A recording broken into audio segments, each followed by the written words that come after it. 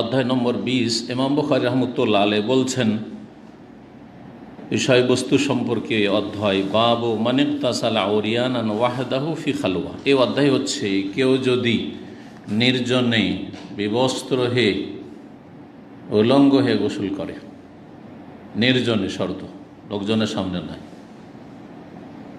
তবে স্বামী স্ত্রী ভিন্ন বিষয়, স্বামী স্ত্রীর সামনে, স্বামীর সামনে কোনো অসুবিধা নেই, এছাড়া কারো সামনে নয়। নির্জনে একাকী কেউ যদি উলঙ্গ হয়ে গোসল করে তো এর হুকুম কি? কেউ যদি এই কাজ করে, ইমাম বুখারী রাহিমাহুল্লাহ অধ্যায় বিভিন্নভাবে কায়েম করে থাকেন। তার মধ্যে একটি হচ্ছে যেন জিজ্ঞাসা যে এর হুকুম কি হইতে পারে।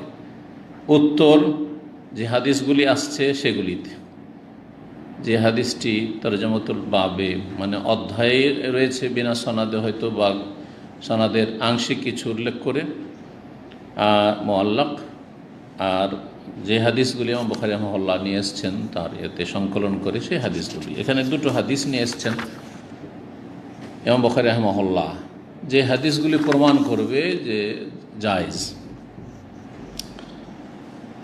তবে উত্তম হচ্ছে পর্দা করা, নির্জনে থাকলেও উত্তম হচ্ছে পর্দা করে শরীরে কাপড় রেখে গোসল করা। তিনটি সময়: গোসলের সময়, শৌচ কার্য পেশাব পায়খানা সারার সময়, আর স্বামী স্ত্রী মিলনের সময়। এই তিনটি সময় বিবস্ত্র হওয়া জায়েজ। মানে লজ্জাস্থান পেশাব করলে খুলতেই হবে, কিন্তু লোকজনের সামনে নয়। তাছাড়া তো উপায় নাই, এটা তো প্রাকৃতিক প্রয়োজন মানুষের, নিরুপায়। তাহলে পেশাব পায়খানার ক্ষেত্রে মানুষের কিন্তু দ্বিমত হওয়ার কোনো চান্স নেই, কারণ উপায় নেই। বাকি থাকলো এই দুটো সময়। এক শ্রেণীর লোকেরা সেখানেও নাজায়েজ বলে থাকে, কিন্তু নাজায়েজের কোনো দলিল কোরআন হাদিসে নেই।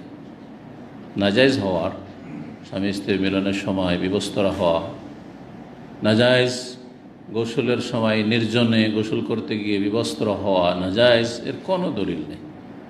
বরং এর বিপরীত দলিল রয়েছে যে জায়েজ। তবে এও দলিল রয়েছে যে উত্তম হচ্ছে তাসাত্তুর, বস্ত্র শরীরে রাখা, পর্দা করা যথাসাধ্য। জি, মানুষ থাক আর না থাক, আল্লাহ রাব্বুল আলামিন দেখছেন। আল্লাহ বেশি হক রাখেন যে তাকে লজ্জা করা হোক।